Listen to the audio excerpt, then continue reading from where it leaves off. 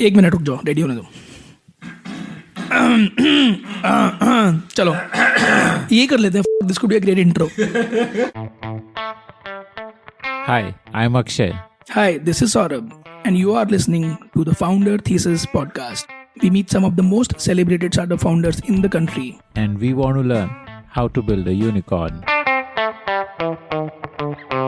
My name is Nischal Shetty, and I'm the founder and CEO of WazirX, which is India's largest crypto exchange. What do you think of when you hear the word cryptocurrency? I'm guessing you fall into one of the two camps. This word either represents the latest fad or is the future of money in the world. Our guest today, Nischal Shetty, is firmly in the category of believers, so much so that he founded WazirX as one of the first crypto exchange platforms in India. Listen to Akshay Dutt talk to Nischal and demystify blockchain, cryptocurrency, and Bitcoin. Nischal is one of the most respected voices in this field in India, and he helps us to take a balanced and long term perspective towards cryptocurrency beyond the headlines of the latest Bitcoin prices. I wanted to be a doctor, so biology was what I was focusing on. But for some whatever reason, I think in 12th I did not spend a lot of time studying. I was more of just loafing around, I think. So I could not get through the medical entrance test, and decided that engineering is the second option. And I had sort of an inkling towards computers, so I took computer science, and that's how my journey into the whole computer engineering started. So it was just accidental. I think I became an engineer. Okay. So, how were those 4 years in college like? Right. And So the thing I is, believe you. when I took up engineering, I think I took up computer engineering because I just liked computers. I didn't know much about it, and this was way back in 2007 is when I think 2003 is when I got into engineering, and those times it was still early days of internet. No, I This was went in to a Bombay college in College. Bangalore called NITTE, NITTE. Um, and this was the early days, and especially in that in Bangalore, internet was not really easy to access. So we used to get like that 1 hour in your internet lab where you can, yeah, computer lab. Computer lab. So I Right. got my first desktop also in Uh, my first year of engineering. Before that, I did not have a desktop at home. So the first year again was more like fun, not being serious. And then second year, what happened is there was this. I still remember there was this project that you had to do, and you would have an external examiner come in to look at your project. And like every other colleague back then, we downloaded it from the internet and presented it. This is what everyone did. They downloaded the project, they did not work on it, presented it as their own project. So I did the same. And not surprised, the examiner knew what students do. So, so we while we got terrible marks, I think the lesson I learned is the examiner pulled us over and said, if you're going to just think about marks in life, you're not going to get anywhere. Think about why is this in the syllabus? Why are you told is so that you can learn. And that I think was that defining moment for him. See, he might not know what he did, but I think it's an amazing thing that he said because usually what happens, the teacher just shout at you, and he told me the why. Why are you supposed to do this? And he said it's not the marks. For marks, yeah, you can download and do it, but when you do it, you learn it. So I made it a point that in the second time, I'll build something on my own. So this was the fourth semester where again we had a project, and while my friends again all of them around me were downloading, and then this time they were tweaking it so that it's not seen as a copy. I built it from scratch, and I learned a lot, and I was really looking forward to the external coming in. This was a new external examiner. Surprisingly, he gave the same marks to everyone, including me. He never saw my project.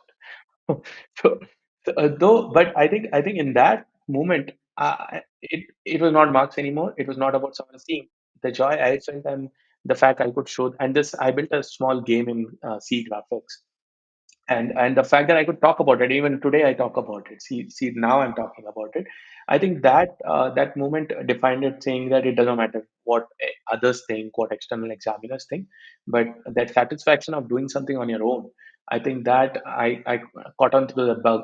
Surprising, that game was called Bug Attack. It was about a farmer saving his farm from bugs by shooting at them. So yeah, I think that was my defining moment into the world of building products and software. And after that, I've never looked back. In my fourth year of engineering, again, when the final year projects were there, I built it on my own. While this time my friends had gotten sophisticated. There was a company where you could pay them to build your custom software. The progress people make is Uh, amazing. But for me, it was just fun. After that, my project, it was a team of three. The other two did not do anything. It was just me, and I did not complain. I got them to make the documentation, but I did the coding. So, a win-win for everyone. But yeah, that was fun. And this was again tragical because this was a software I built where you could download things from the internet at the night, because in the morning you had these internet download restrictions and you had to pay for them. While from 9 p.m. to 10 a.m., the downloads were free. So I built a desktop app where you could choose what you want to download, and the night it will shut down. And like anything, yeah, yeah, PDF, PDFs, videos, anything you wanted. videos. You just had to It's like bookmark it, and the software would be on your desktop. It would start downloading in the night. So in the morning, that I had called it Night Loader, with a K, though. And the surprising thing was, on that very day, our internet in our exam, this thing was not working.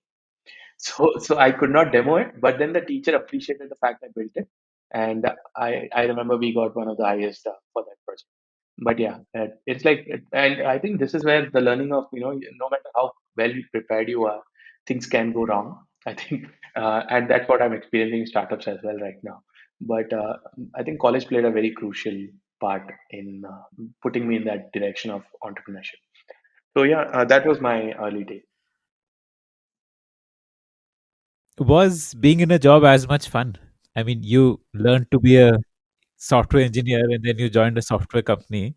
Was that also fun or did you I think get it was bored? fun because, see, though college gives you enough theoretical understanding, and you might do all of these, you really, sitting there in the college, you don't know what happens inside a company, and how things are done. So I got through campus, and by the way, my campus story was also interesting. I was so busy building, I was not learning, and I'm really not a theoretical guy. So I had a couple of back papers. So I was not allowed to sit for any of the campus placement, except this one company where the guy said anyone in the college can sit. So around 800 people sat for it, and they choose only some five people, and I was one among. And that was my only choice. If not that, I would not have gotten into a campus job. And this was 2007. As soon as we graduated, the whole downturn had started. So there were a lot of people without jobs. So I was fortunate to get into this. But I think I learned a lot on how companies operate, and how do you work with others, because you in college you're just sort of you and your friends, versus here there's a new set of people you don't really know, and you have to work with them. So I think I learned those things in the first 2 years, 2.5 years I worked in my first company. More of a corporate job. Still, it was sort of like a startup within that corporate. Like this a guy who was running it. Like I said, he didn't want to follow the norm of only people without a backlog can sit for interviews. So he said anyone can sit. So he was sort of trying to build something different within that corporate company. So 2.5 years, that was fun. After that, obviously that it was a What was the it was, product? yeah, it was Was a it like a product for the product recruitment based thing? industry where recruiters could follow the entire. It was an HRM software, and this was the pre-SaaS days. So we had to customize the software for different databases. The installation was where you had to go to the premise and install it for the clients, and that whole thing, the pre-SaaS. So there I learned a lot. Obviously, within corporates, different things don't always work. The division was shut down after I think 2 years. So I started looking out for a job. I was still employed in a different project, which was interesting, but not that good. It was not, again a services kind of thing. You had to build for some Sri Lankan government. I was building something, but it was not fun. So I finally happened to write to burp.com. Burp.com back then was the restaurant review website, default one for India. This was before Zomato or Swiggy or anything happened. And I wrote to them, and I think the founder got back. Then I went to Mumbai to interview. I was in Bangalore in my first job. So I went to Mumbai to interview. I almost missed my flight, I remember, because I think those were one of the first times I traveled by flight alone. And I didn't know that you had to be there like 45 minutes before. So I barely made it. And they had closed the gate. And I told them that please let me in because otherwise I'll miss my interview. So they made arrangements for me to be alone transported to the place. So I think that is again something, because if I had missed it, maybe I would not have gotten this job into a startup. So I made it, and to the interview, I cleared it, and that's how my journey to the startup began. Because this was a startup, a proper startup with people being a friend and work kind of a culture, come in shots, wear whatever, and founders talking to you, everyone on the same desk, no cabins, like a big area. You just sit and work. So that's where my entry into startup began. So, but I joined, and that's where I realized that you could have an idea and you can start up. Before that, I did not know how do you build such large company, because in a corporate, what happens is there are so many layers, there are so many people around you. It just seems impossible that one person can do anything. And then you have a startup with 20, 30 people. Then you realize, okay, small companies can be built.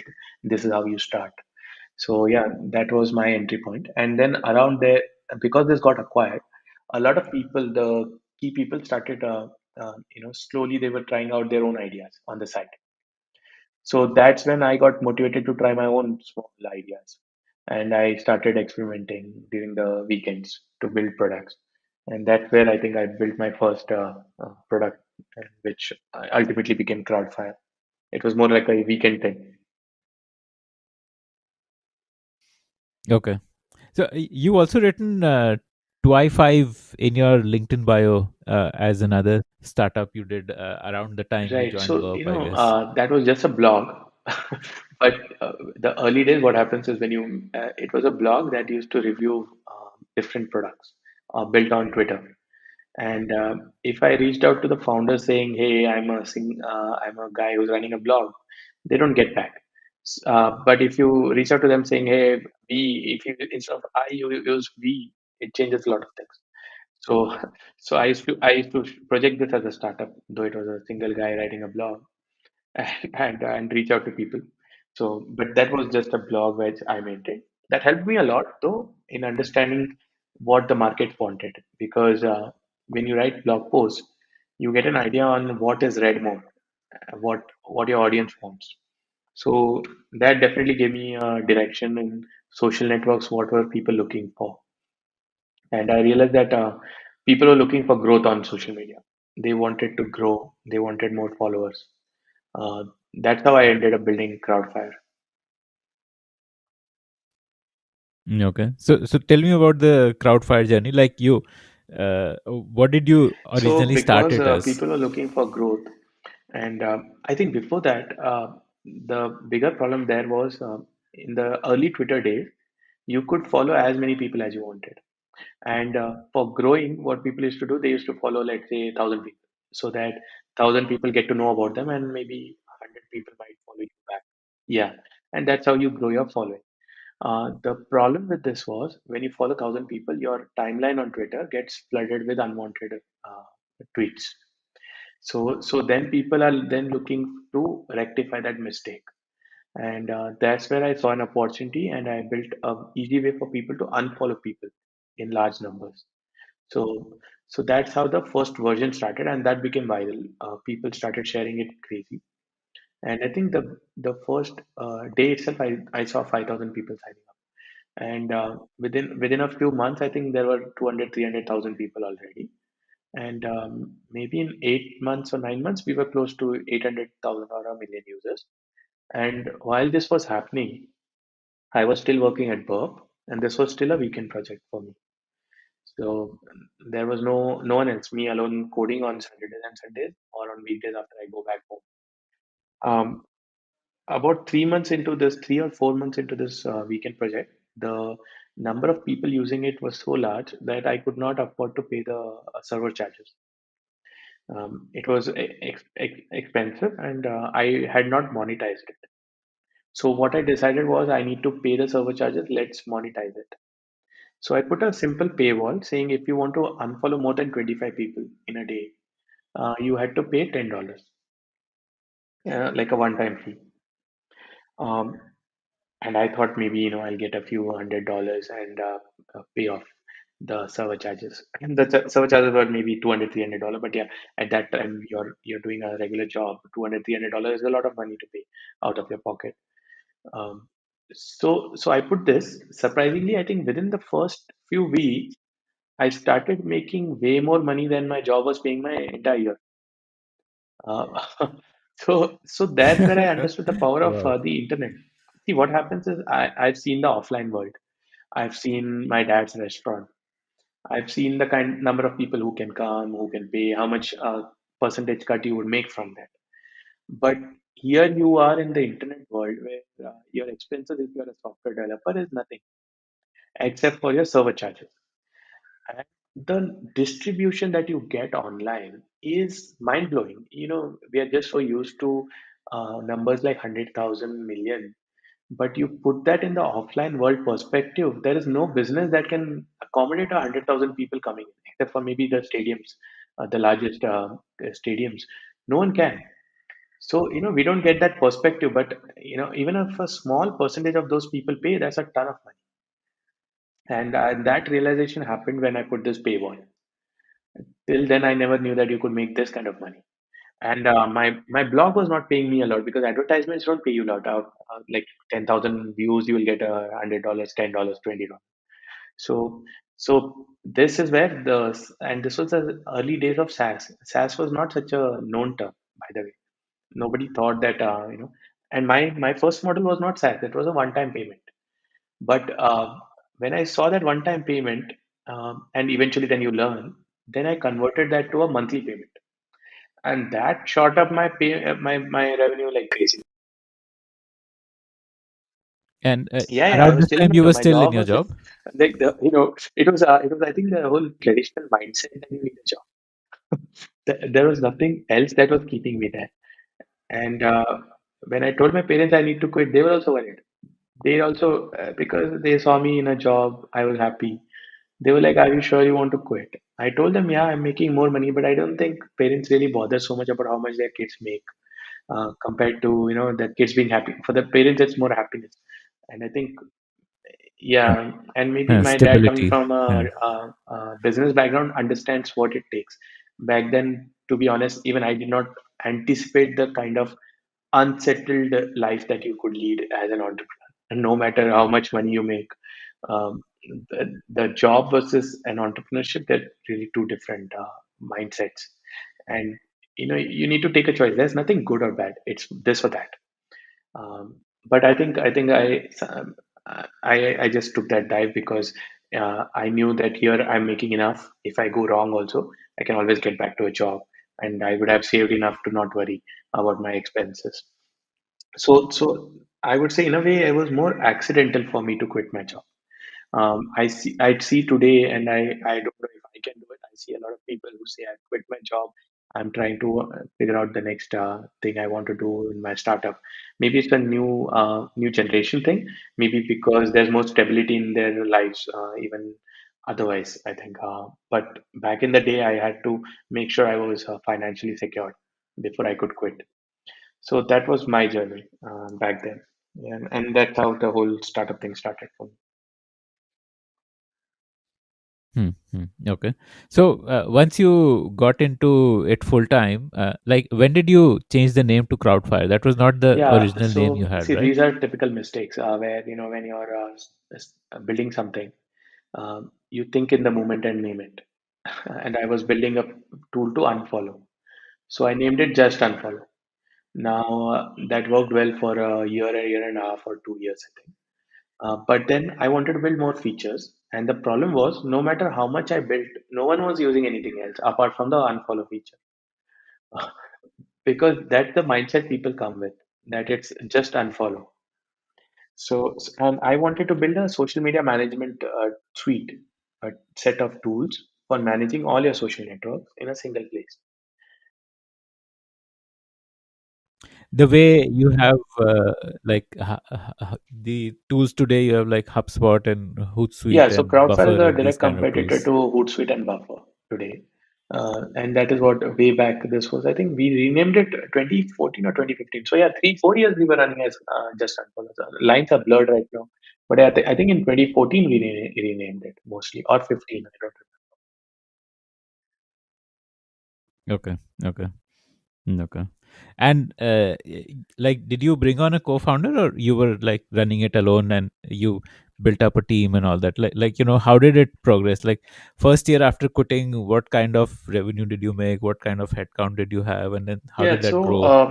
the first person to join me was about 4 months after I quit, and that was my first co-founder, my tech co-founder Samir. He was working with me at Burp, so it was easy to convince him to join me, and he joined me. And then after a year again later, my third co-founder Siddharth joined me. He was running his own startup. Then we realized that together we could build this faster, so he joined. So they joined later, but I gave them the co-founder tag because this was still early days of running the company. So yeah, that's how three of us got together. Um, but our headcount, I think the second year of starting up, when Sami joined me, it was just me and him. The third year, I think we were like 4 or 5 people. We had scaled up to 5 people because we realized a lot of work had to be done. We had the money to, so we bootstrapped this first business to $1 million in revenue without any funding, and about 6 million or 7 million users by 2014 or 2013. The same thing that I started in 2010 as a side project. In 3 years, it had scaled up. And in 2015, we raised our first round of $2.5 million from Kalari Capital. And but till then, yeah, This till was then we like were the just Series A. 20-25 people. Then after raising the Series A, we scaled up really fast to about 70-80 people by 2016 or 2017, I think. Hmm, hmm, hmm. So this Series A was with what objective? To build it into a like a Buffer kind of a platform, like a Yeah, complete by the way, social media Buffer also was management not a suite. platform in that time. They were only about scheduling, and they were also trying to navigate towards becoming a suite. Hootsuite was probably that one of those first few who had the vision to be a social media management software right from day one. Um, and it's because of Ryan, who's the uh, founder. He comes from that agency background where they used to do it for the agencies. So I think his background helped him understand what the market wants. Me was accidental. I think Buffer also was sort of, they were accidental guys. They built a scheduling software which scaled up. So yeah, I think this is a difference between first time entrepreneurs versus people who've done it before.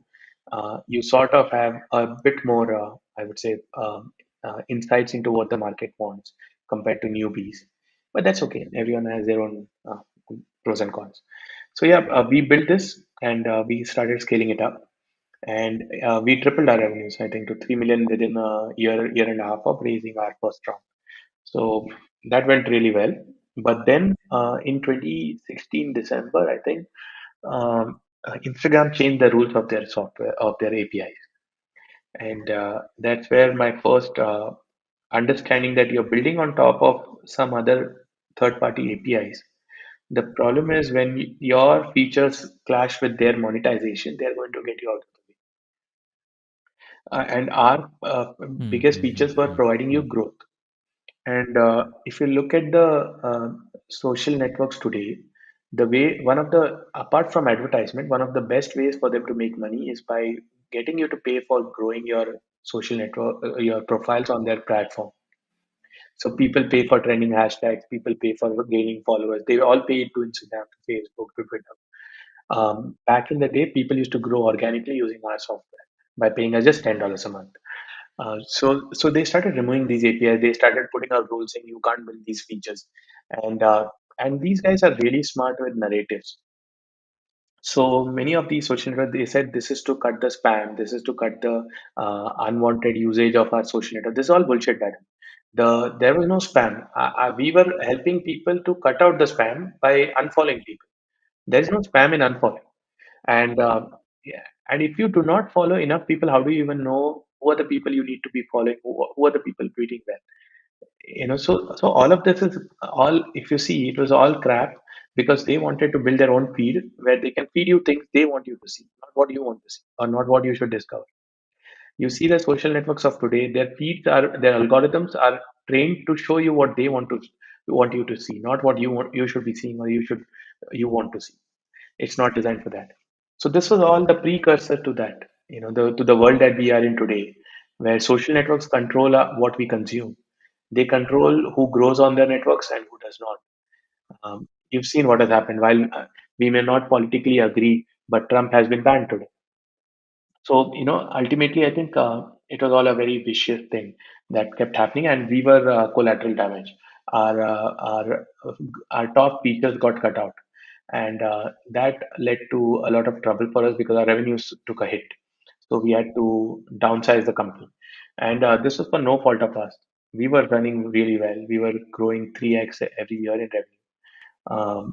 But yeah, it also gives you an understanding of never to build on top of these centralized companies, because the day they are done with you, they'll cut you off. So I don't recommend anyone to ever do that. Hmm. Did Hootsuite and Buffer also go through this period of contraction? And was this only Instagram, or did it happen on multiple platforms, like the restrictions It's of happened everywhere. It's third-party happened on integrations? Facebook, Instagram, Twitter, and everyone has been affected. Hootsuite, for example, used to give you that feed. You could view your timeline on. And I think today you can't do that for few of the social networks. Uh, Instagram has also almost cut off a lot of you can't do the feed. You can't, follow and follow. You can't do that at all. You can't easily reply to direct messages. There's a lot of things that have been cut off. So, but the thing is, for them, what worked is from day one, at least for Buffer, they were more B2B. They were more towards companies. For us, and my DNA is more consumer. I was more about the consumers, which is why we have more users acquired in the last 10 years, which is over 20 million compared to even Hootsuite or Buffer. No one has close to our user space. Um, so the kind of growth we saw was because we were consumer. We were not B2B. But after this happened, we had to move to B2B. Now we are more B2B. Okay, like you were catering more to people who were Yes, yes. influencers or So wannabe it was influencers. more about, I was a big champion of the influencer segment. And this was even before influencers were a big thing, like the podcasters, the YouTubers, all of them, by the way, use the users. They've grown a lot of most of the influencers that you see today who've been there for 5, 6 years. They've all used Crowdfire to grow. And there's nothing wrong in that, because if they don't put themselves in front of people, how will people discover? There is no other way. No one is magically going to get to know you unless you're a celebrity on television, or you're getting covered in the local media. No one will know that you are a good podcaster or a good YouTuber. And the only way to know was for you to reach out to the people on your own. So, but yeah, again, what I've seen in all this whole thing is nobody cares about the small guy. It's only where the big money is, where it's the large companies, and everyone builds things around them. Uh, the others just have to pick the pieces and adjust themselves to the ecosystem that exists. That's how it is. Okay. Okay. So Crowdfire is still like a scaled down version of what it used to be, In terms of like feature, it's a in scaled terms up of version the. because we've now got a lot more features. In terms of active user base, it's definitely a smaller number because it's B2B now. You could also use it. A lot of influencers use it, but more than influencers, the revenue model, everything works better for, let's say, agencies, companies, startups, all those. Hmm. Okay. And you are like you moved on to your next venture. So you're not like actively No, so involved that's a in running separate team. Crowdfire anymore. They're running it. They've been people who've been with us right from like the initial days after. One of them joined us. I think they were all most of the people are in the top, the first 10 people who joined us back then. So they're running it and they love working on it and growing it. But I was, like I said, my DNA is more consumer. I somehow don't connect with the whole business software. Not yet. I wouldn't say never, but not yet. So I started looking out for what's next. And it was not just consumer. The second was this whole, the reason why I told you about these social networks and their control on the ecosystem of developers is I was looking for what is it that I can build where nobody else controls what I build. And that happened to be crypto. The blockchain ecosystem is one where it's a permissionless distributed ledger. So that permissionless is the thing that attracted me. You don't have to ask anyone to build something on top of this, and which is why I got into this whole ecosystem and said I'll build something on there. So, give me an elevator pitch of blockchain. Like, if you were to convince a VC to fund a blockchain-based business, what would be the elevator pitch for blockchain as a technology? Like, just like a simplified Yeah, version I of it. think, see, look at the internet. The internet at the very basic level is just a peer-to-peer transfer of information. What you and me are doing right now, it's information flowing between me to you, you to me. And the entire internet that has been built is built on this philosophy of information transfer from peer to peer. Now, the crypto networks, the blockchain, is peer to peer transfer of value. Okay, you have to remember and understand this. Peer to peer transfer of information created the digital internet age and transformed the world. What happens when this peer to peer transfer of value takes over and comes as the second layer on top of this information?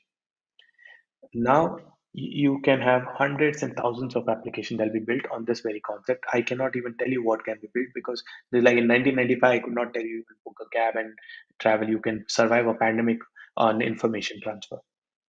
But peer-to-peer value transfer is the underlying concept of everything that is happening in this ecosystem today. So, if I were to use an analogy, so like say earlier, if you wanted to be a video creator, you would have to go through a TV channel. But now you can just upload a video on YouTube and directly reach your Yeah, it audience. democratized Similarly, like, information, right? You're a podcaster. You start your own. You don't have to worry about it. You're on the internet. Anyone can access it. You don't need a middleman, right? That's what you needed a middleman for in the broadcasting world. so like right now, RBI Yes, is say or I a know. middleman Yes, for exactly. exchange of So value. let's go below that RBI. So why they're doing is they don't have a technology to not be the middleman. The way you see in the offline world, for example, when I have to pay you 100 rupees, I take out a 100 rupee note, give it to you. That's a transaction between me and you. Now, in the internet world, that was not possible till blockchain and Bitcoin was created. Because in the internet world, you have when you make a transfer, you're actually instructing your bank online to make a transfer to my bank account online. So it's a three-party, four-party, five-party system. But when you send me a Bitcoin from your wallet to mine, it is just between me and you. It's exactly a replica of the cash system online. So now, this is what is the whole magic. And once you understand this magic, no one can tell you that what applications can be built because if I know it, I'll build it. I would want to be those early movers in this space. But again, I think it'll take some time because the infrastructure is being built. It's like the internet did not become the internet till undersea cables were laid all over the world. So it takes some time to build out this infrastructure, which is the stage at which the blockchain world is right now, the infrastructure building stage. Okay, so like Bitcoin and cryptocurrencies are one of the use cases of blockchain, and possibly currently the most popular use Not like case that. of So see, blockchain. the internet has websites. The blockchain has crypto. Uh, there's any use cases will have to be built with crypto in the mix. You cannot build it in isolation because then it becomes like your intranet versus internet. So if you run a network within a company, that's the intranet, right? And that's okay within that company. So if you were to remove crypto, then that becomes an intranet application within your company. You can have blockchain only application within your company or within two companies that trust each other. But if you want a truly permissionless system, crypto has to be there to protect the network. Because why? See, if you have a permissionless system, what's the first thought that comes to your mind? That I can write garbage into it. I can change the data. I can, really do bad things. This is where your cryptocurrency comes in to protect the network because it makes it expensive for you to write into it. Okay. Okay. How does it work? Like, what are the nuts and bolts of So let's it? distill it. Now, a blockchain is nothing but an open database. Think of it as a notebook which is kept publicly for anyone to come and write. All right. That's the core philosophy. But the problem is, if you do that, anyone will come and write anything. And what is written in this notebook is nothing but the transaction details, saying, let's say, Akshay transferred 1 Bitcoin to Nischal. Yes, it's a Khata book. It's like a Okay. khata book in a way. Like, Now, to protect the network, what was designed is if you want to write, sure, you can write, but you can only write if you solve a puzzle which is a mathematical equation. Let's take, for example, to simplify, let's say 1 plus 1 equal to 2. So the puzzle will be 1 plus x equal to 2. So you need to find x. Okay. Now, the puzzle is whoever solves it first can write into the book. Okay. So let's say 1 plus x equal to 2, and I say 1. So I'm the one who solved it first. Now I get the opportunity to write into the book, let's say 10 entries. And for solving the puzzle, I get rewarded X number of Bitcoins. So when I write into the book, I can also write 5 Bitcoin to myself. So that's where I make money, where my motivation to solve the puzzle comes. And this cycle has continued from the last 10 years. It's a puzzle. Every time you solve it, you write 10 entries. Again, the new puzzle comes in, you solve it. On day one, when this started, the puzzle was simple because the puzzle difficulty increases based on the number of participants. Okay, so on day one, you could solve this puzzle with your simple computer. But as the network grew, today you need a server farm to solve the puzzle because the puzzle has gotten that much more difficult. so one security feature is, of course, that there is a puzzle, but then there is also like a Yeah. distributed ledger as the So now other let's get security back to feature, that. right? We spoke about this one book. The problem with this one book is everyone will have to come to that one location. So instead of that, let's replicate this book entry into, let's say, 10,000 books divided all over around the world. Okay, so now there are 10,000 copies of this, but the puzzle is still the same, and whoever solves it writes into their book, then the others will copy it. Now, the thing is, let's say you solve the puzzle and you want to do something malicious. Okay, so you solve the puzzle, you will write a wrong entry. Then what happens? Someone else who also now has a solution to the puzzle can say, no, this guy has written a wrong entry. Let me write the right entry. Now the others in the network will go with the right entry. So that reward which you were supposed to get, but because you put the wrong entry, you lose the reward. The other guy gets the reward. So you're not motivated to put the wrong entry. And this is how you protect the network. This is a beautifully designed, decentralized way. This is so simple on the core, yet no one found it till 2009 when Satoshi made it. But this is all the magic is. There's nothing beyond this. Okay. So, like in a way, it is uh, built-in incentives for people to A, maintain the Yes, khata book, and exactly. B, be So honest. dishonesty gets no rewards. Honesty gets you rewards of today's, I think, 6.25 Bitcoin. So that's about $200,000. So the question is, would you risk that to write a wrong entry where you know the other softwares are not going to take right? And every 10 minutes, that's a reward. Okay.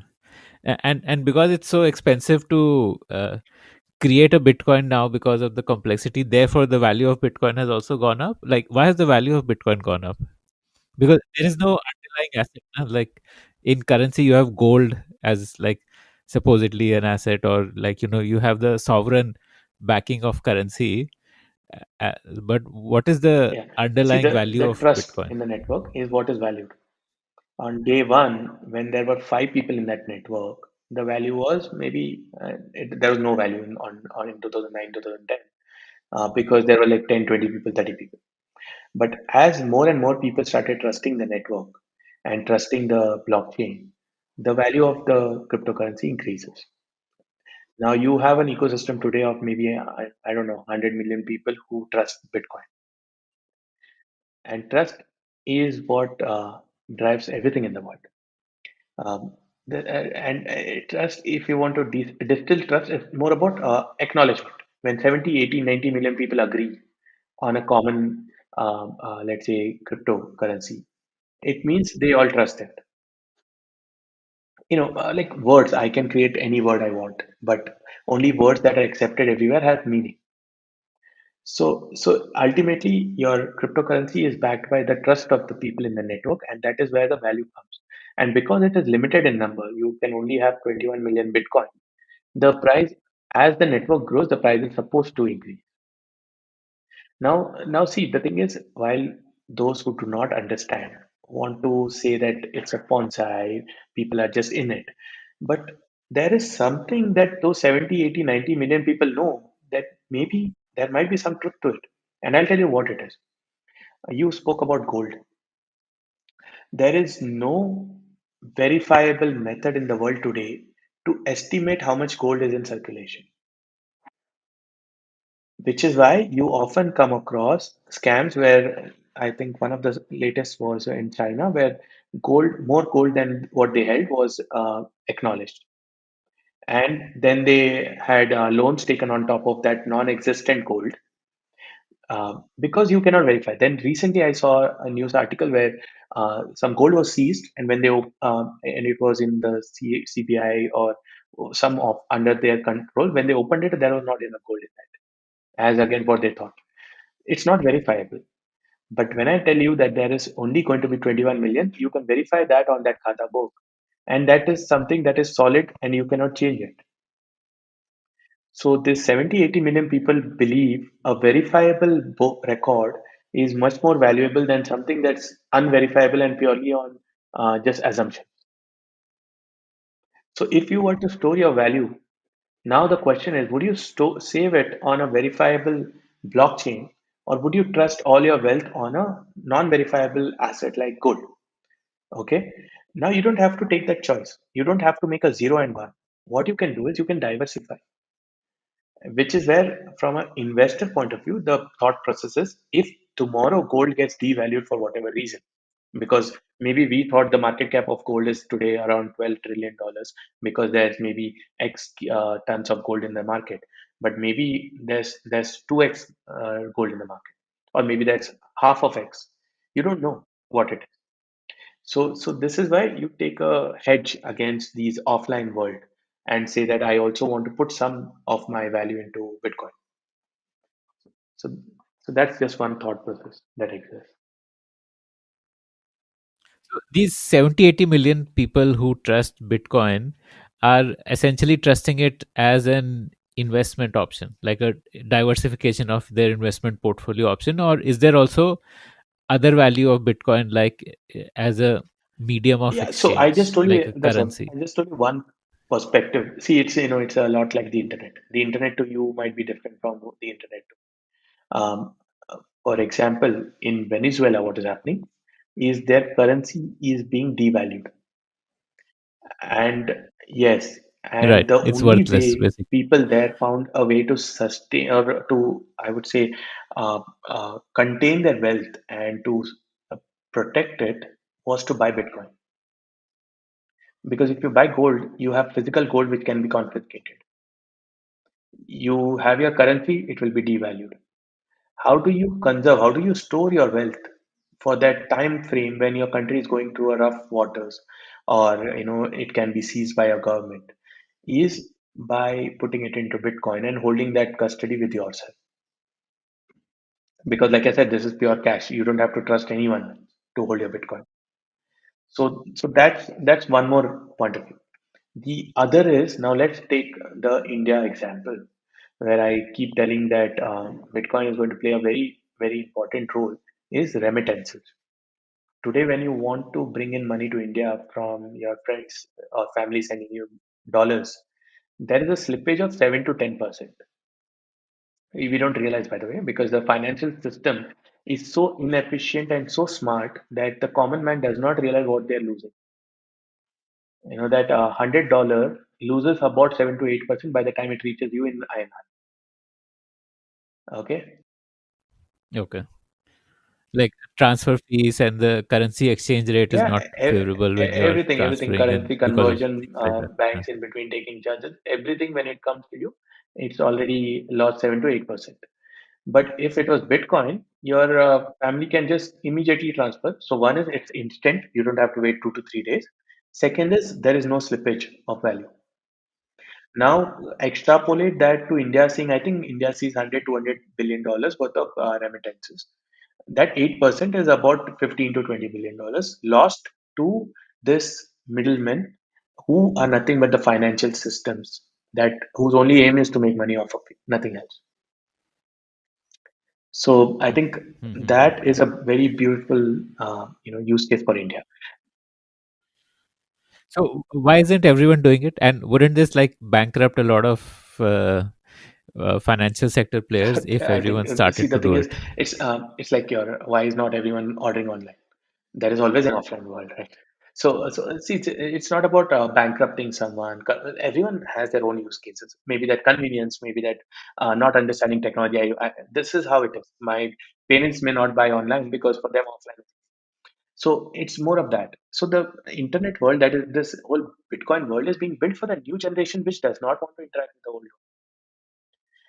And there's a lot of new value that will emerge from here. And a lot of people are already doing. To your question, why is not everyone doing it? A lot of people are doing it. And I believe as the understanding percolates to the rest of the masses in India, they will all start doing this. Now, I'll tell you the other, from a country point of view, why this is important is today, India relies on the US dollar. But that US dollar is now coming back to my same story of I built on top of a third party APIs who pulled it off. India today has to listen and agree to what the US says. If India was to run some nuclear test, there will be sanctions. India will be out of the financial system for or get some or the other sanctions imposed. And how are these sanctions imposed? By saying you can't deal with countries that deal with dollar. But if India was to own Bitcoin, no country can put any sanctions on India or tell India what to do and what not. So we are in a very archaic, very old school world of today, saying we are valuing ourselves with the dollar we hold as country. Think about it. The dollar is printed by the US with no backing. There's no gold behind it. It's fiat money. We are indirectly just, I would say, tagging along and helping the dollar grow. We are not growing our economy. We are growing the dollar. I don't see the point of why are we proud of holding $300 billion dollars in our assets. We should own gold. We should own Bitcoin because these are decentralized assets.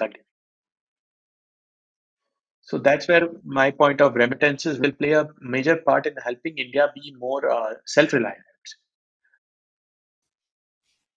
Hmm. Hmm, hmm, hmm, hmm.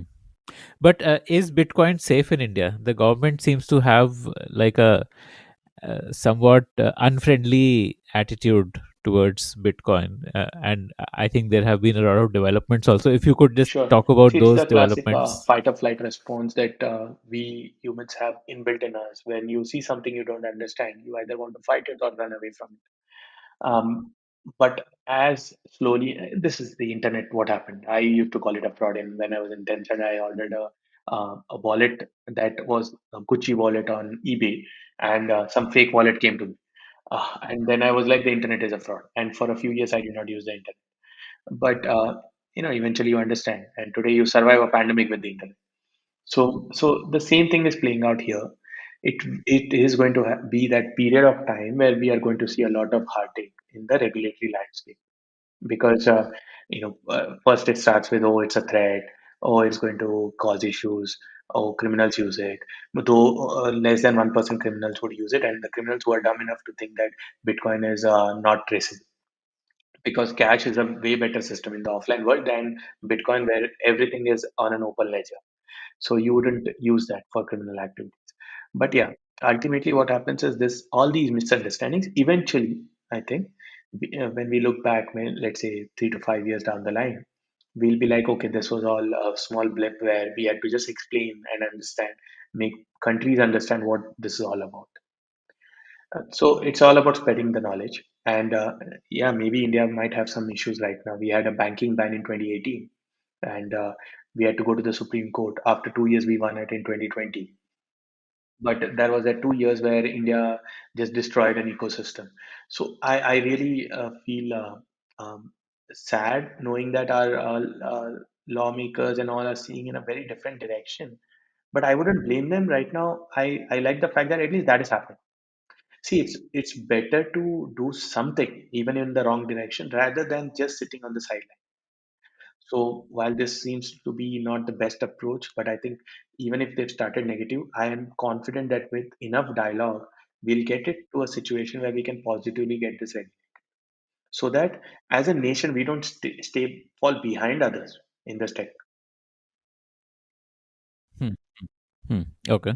So tell me about the WazirX journey. So around 16, 17, you realize that you don't want to build on top of other properties, like on top of the Facebook owned properties or Twitter and so on. So then from that to where you are today in your journey in crypto, Sure. like tell me Uh, about that. so yeah, my journey was, because this is decentralized, no one can say what to do. But a disclaimer: the government can tell you what to do and what not to do. So while I escaped the private companies, out here, the government is setting up, sort of do's and don'ts in the sector, which is okay. It's needed. But ultimately, I think we launched this in 2018 Jan. Now, there's an entire startup understanding here on how to go about, because this was my second time. I knew how to go fast. So the first thing was, I was getting into a market. We were not pioneers. We were not the first crypto exchange. WazirX was not the first crypto exchange. We were probably the last ones in 2018 to launch, because there were many before us. And so then the question is, why build one more crypto exchange? So when I looked around all of these crypto exchanges that existed, I did a simple market research. I didn't have data.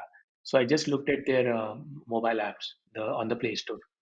And the top rated app back then in the crypto exchange space in India was at about 3.4 or 3.5 rating. So now there's a gap of about 1.5 stars, which is the gap which the market wants someone to fill, which means there is no quality out there. There's nothing which people are happy about. So that was my first decision, that we are going to build another exchange, but we'll make sure that we focus on being the top rated app in the country, which means focusing on quality of your product. The second was, though you did this research, you also need to figure out if the market is ready for it or if the market wants it.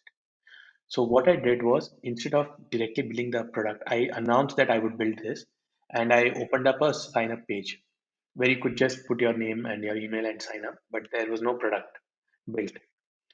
And this sort of went viral. We got 30, 40,000 people signing up in a week's time of announcing this.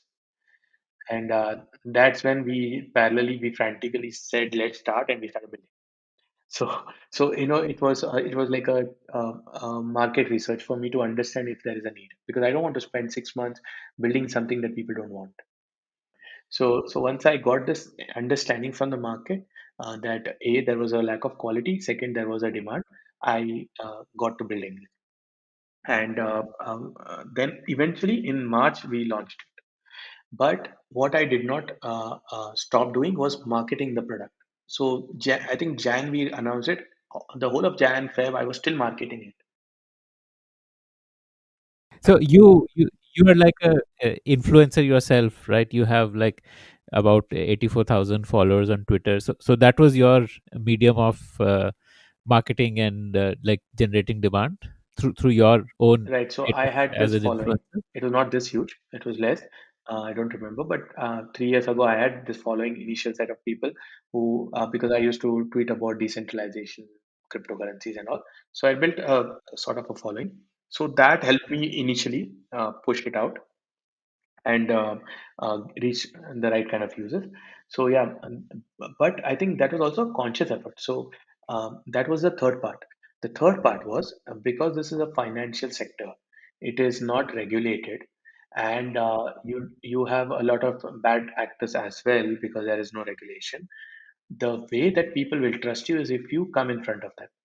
So no startup founder in the crypto sector was in front of people back then. So I said, I want to be the face. I want to be in front of people because people will trust people. Ultimately, it's not about product, brand, everything. If I meet you in person, I talk to you, if I know you, I will trust you more than anyone else, any other brand. Which is why people reach out to their friends, their near and dear ones, to get recommendations on what to do, what to buy, where to go. So this was a conscious effort of being in front of people. Even today, I practice that. I'm a very vocal founder. I talk about what we are building. I talk about the ecosystem, and I did that because people are not going to trust their money and their wealth into an unknown entity. Especially now, see the banking world. What happens is you have licenses as that trust factor. So a bank is licensed, let's put money. But in our ecosystem, we don't have regulation. Though I've been pushing for regulation, but until that comes, you have to be in front of people. You have to tell them you are there as a founder to help them out. So that was the third thing that drove us to such massive success in the initial days itself, and it's continued ever since. So yeah, that's how we started. Did you raise funding before launch, or This was this bootstrap. was We did also not bootstrapped? raise funding as such when we started out. And immediately then the banking ban came in after 3 weeks of launch. So I tell I tell the importance of going to market fast because if we hadn't launched and there was a banking ban, we might have never launched.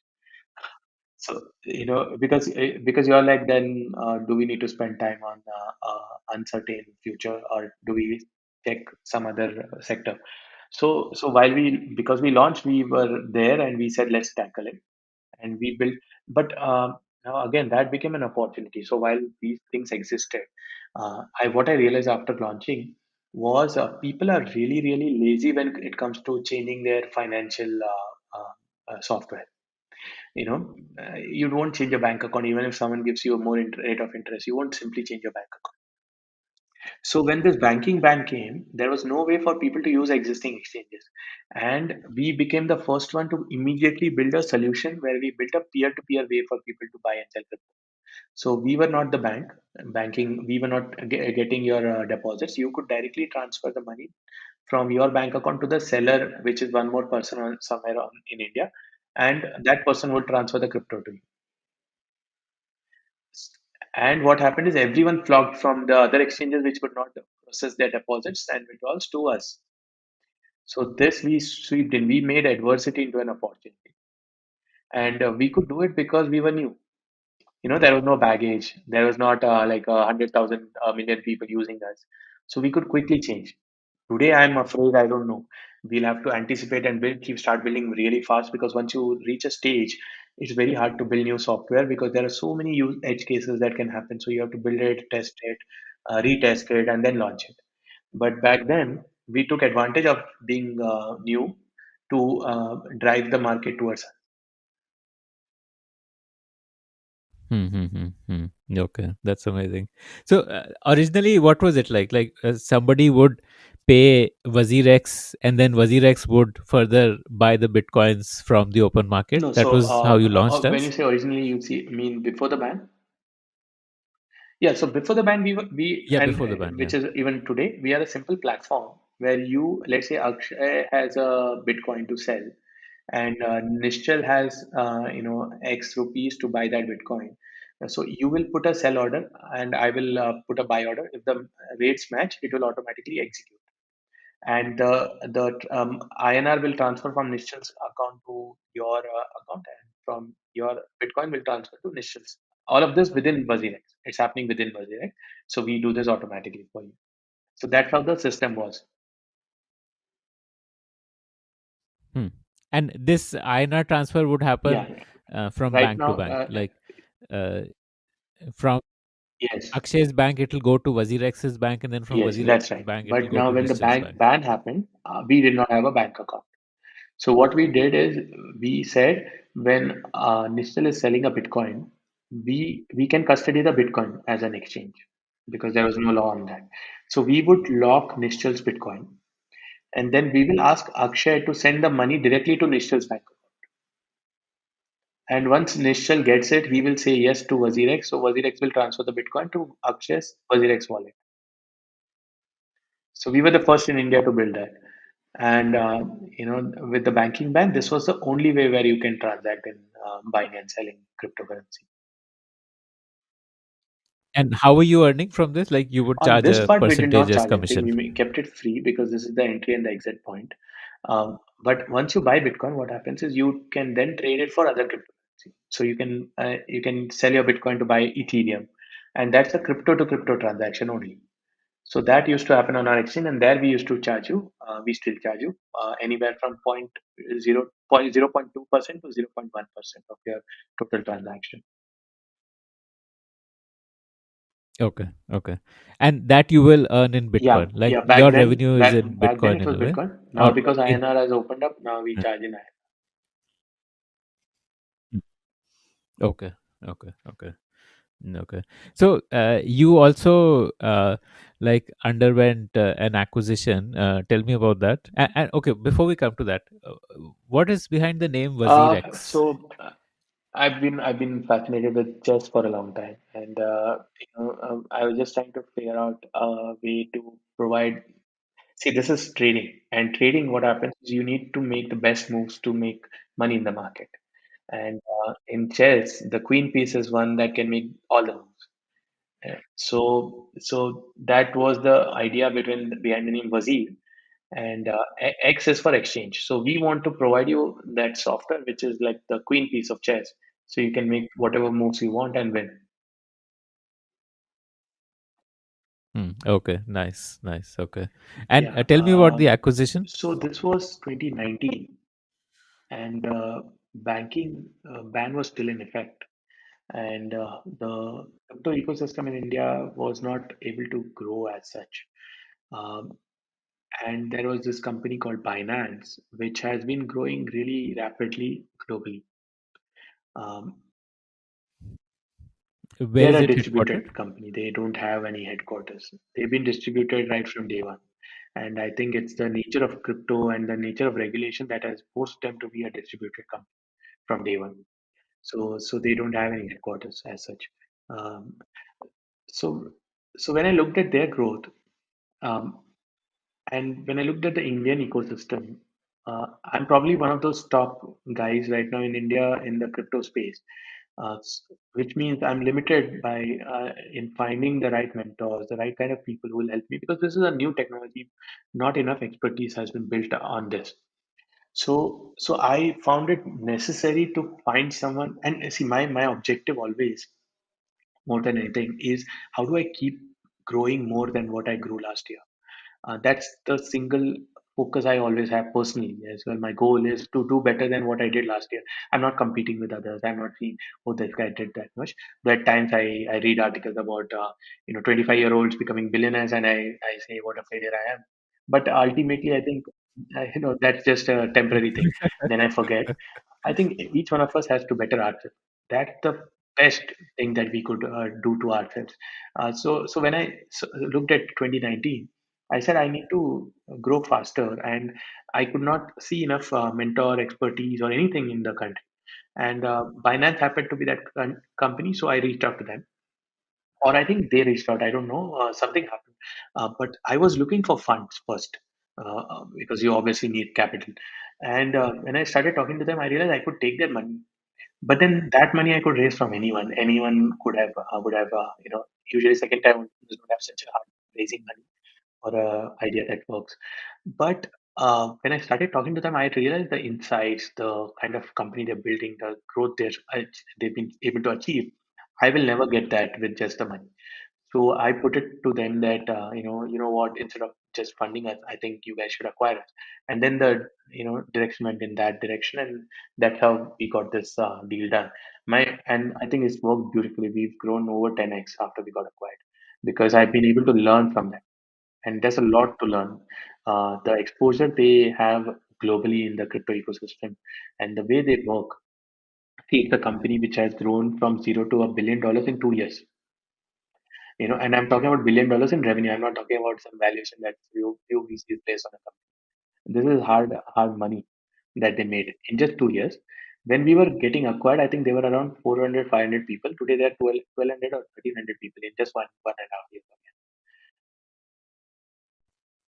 And Yes, this is like a and pure and not just distributed distributed. By the company. way, by No. the way, in the market, they're the ones who deliver and who are faster than every other startup, even now.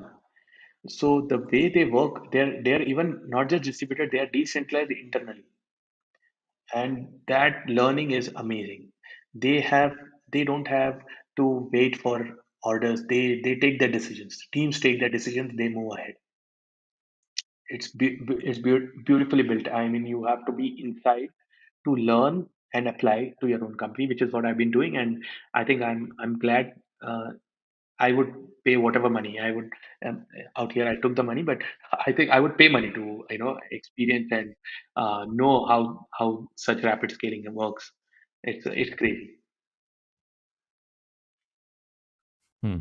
So, what is your likely top line going to be this year, I can't like this disclose that, financial year? but I think if you do the maths, like for example, last month in Jan, and this is public data I'm telling, we made $1 billion in trading volume. So, and our fees is from 0.1 to 0.2%. So you can just do some maths, you'll understand. But yeah, last month was really amazing. We've grown really fast. And I think this is still the initial days of the market. Again, there is a lot of, I would say, uncertainty because it's not regulated. There's this bill looming on everyone's head saying India will ban crypto. So there's that. So yeah, I might be calm, but there's a storm brewing behind us. So I think, but that's entrepreneurship. You can't do anything. Right. You have to accept it. You can't fight it. Yeah. Okay. So my last set of questions, and these are questions which are coming from me personally. Like, I hesitate to put money in Bitcoin because every time I think I should, then I think, wow, this is the current price, and oh, it used to be this last year, and it's like 2x of last year, and I think it's too expensive now. So what do you think about that? And I'm sure a lot of people would be feeling this way, in nay, it's overpriced now. I should have bought it See, last year. Now there's no use it's buying. overpriced if you're looking at short-term gains, and may not be a good idea definitely, because in the short term, what happens with Bitcoin is the market does not know how to price it. It's just so difficult. You have never had a asset which is globally so accessible. Like even gold and all, it's been there for so many years and it's already reached so many people. But here there is Bitcoin, which suddenly what happens is, for all you know, tomorrow someone might, like Elon Musk, change his bio to bash Bitcoin, and suddenly 41 million people got to know about it. Now, if he changes his bio to gold, everyone will be like, we know gold. So it's in that price discovery range because new people are coming in large numbers. So the short-term fluctuations cannot be predicted. But I'll give you data of the last 10 years. So what has happened to Bitcoin in the last 10 years is in a 3-year period, I think 3 or 4 year period, no one has ever lost money. Which means if you buy Bitcoin today and you keep it for 3 to 4 years, not only have you not lost money, you have also gained more than any other investment.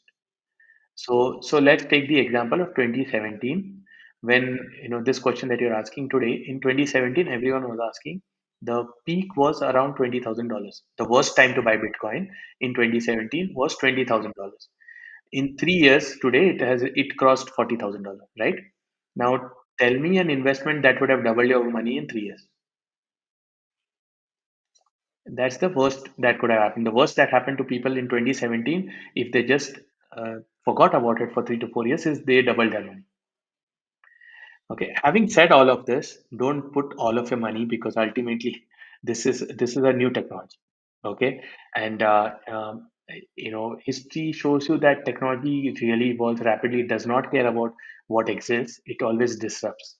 So we don't know what will happen, but I believe that Bitcoin has been around for 10 years, has shown a strong, I would say, willingness to be ingrained into people's lives.